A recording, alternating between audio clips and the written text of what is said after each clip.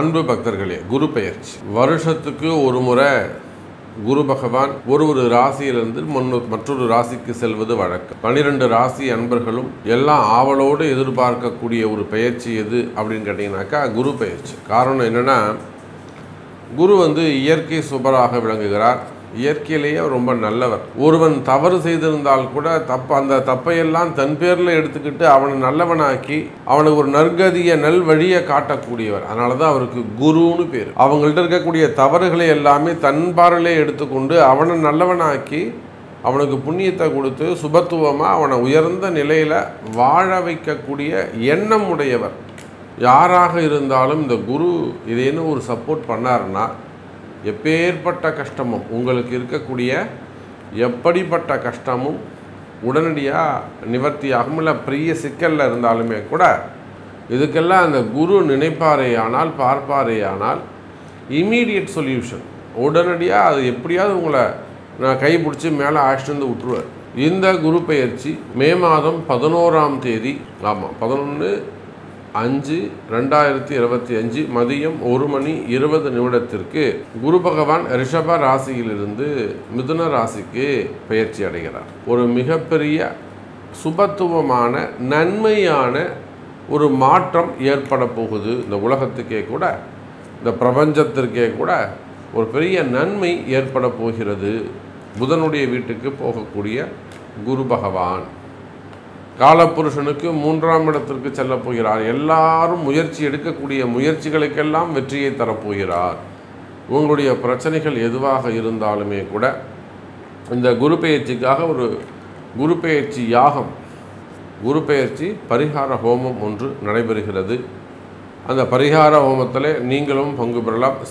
சிறிய தொகை. உலகம் முழுவதும் வாழக்கூடிய அன்பு பக்தர்கள் இந்த குரு பெயர்ச்சியால் ஒரு நன்மை நடக்கணும், எனக்கு இது நடக்கணும் சாமி, பதவி வேணும், அல்லது பட்டம் வேணும், வேலை வேணும், அந்தஸ்து வேணும், ப்ரமோஷன் வேணும், அல்லது ஃபேமிலி சப்ஜெக்டு, மேரேஜ் சப்ஜெக்டு, அல்லது வம்சாபிவிருத்தி, குழந்தை பாக்கியம், திருமணம், அல்லது பிஸ்னஸ் ரிலேட்டடாக கடன் சுமைகள், கடன் பிரச்சனைகள், ஃபண்டு டிமாண்டு, வீண்பழி அவமானங்கள், வம்பு வழக்கு, அப்போ எந்த மாதிரியான ட்ரபுள்ஸ் இருந்தாலுமே கூட ஒரு பிரார்த்தனை செய்து இந்த யாகத்தில் நீங்கள் கலந்து கொள்வீர்களே ஆனால் நீங்கள் நேரில் வரணுன்ற அவசியம் கிடையாது. சங்கல்பம் செய்து வீட்டுக்கே கூட பிரசாதம் அனுப்பி வைக்கப்படும். அப்போ தவறாமல் இந்த யாகத்தில் நீங்கள் எங்கிருந்தாலும் பங்கு பெறலாம். அப்போ இந்த குரு பெயர்ச்சி உலகம் முழுவதும் வாழக்கூடிய அத்தனை அன்பர்களுக்கும் மிக முக்கியமாக திகழ்கிறது. ஸோ ஒவ்வொரு ராசிக்கும் இந்த குரு பெயர்ச்சி என்ன செய்யுது, குரு என்ன செய்ய போகிறார், உங்கள் ராசிக்கு எத்தனாம் பாவமாக அமைகிறார், உங்கள் ராசிக்கு எத்தனாவது பாவத்தில் போயிட்டு குரு உட்கார்றாரு, அந்த குருவால் உங்களுக்கு எப்படியெல்லாம் நன்மைகள் நடக்க போகுது, இல்லை எந்தெந்த விதத்தில் நீங்கள் குருவிட்ட போய் நீங்கள் அவர்கிட்ட முறையிடலாம் அப்படிங்கிற ஃபுல் டீட்டெயிலை போய் பார்க்கலாம். வாருங்கள்.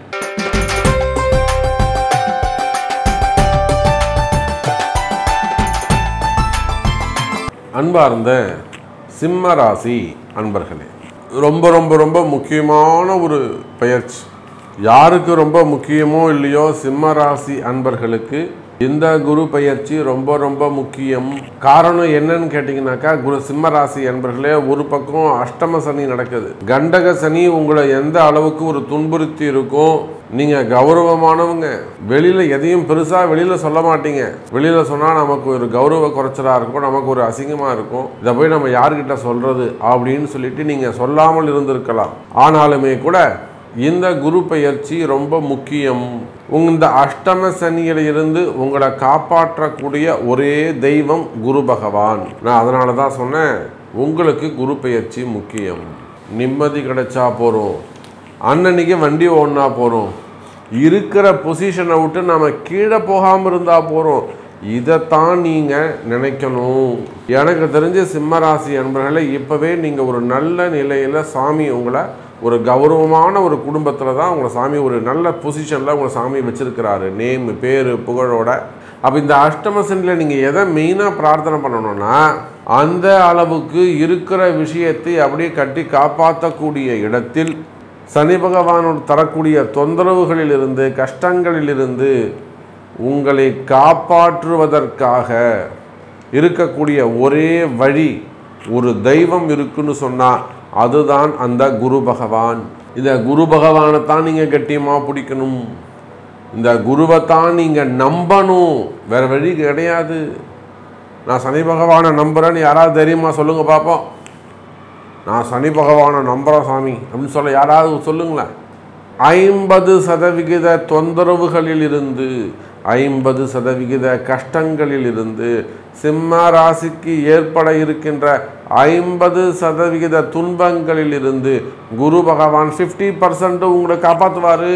நீங்கள் யாராக வேண்டுமானாலும் இருங்க, பெரிய பிஸ்னஸ் மேனாக இருக்கேன், எவ்வளவு உயர்ந்த பதவிகளிலே, உயர்ந்த குடும்பத்தில், உயர்ந்த ஸ்தானத்தில், ஹையஸ்ட் லெவல் ஸ்தானத்தில் நீங்கள் இருந்தாலும் சிம்ம ராசியாக நீங்கள் இருப்பீர்களே ஆனால் உங்களுக்கு அஷ்டம சனி என்ன செய்ய போகுதுன்னு எனக்கு தெரியும்.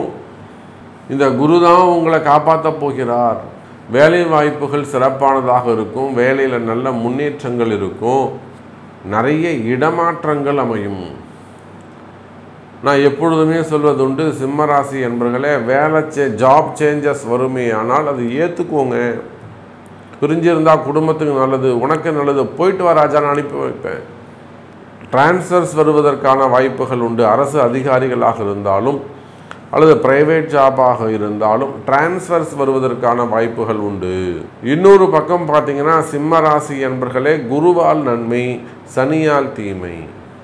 சிம்ம ராசி என்பர்களே, நம்ம 6 மாதம் ஆகுது சாமி, 8 மாதம் ஆகுது, நான் வேலை இல்லாமல் இருக்கேன், 52 வயசாகுது, 48 வயசாகுது, அபவ் 50, ரொம்ப டீப்பாக பழகக்கூடியவங்களாக இருக்கலாம், திரைமறைவாக வெளியில் தெரியாமல் உறவு முறைகளாக இருக்கலாம்.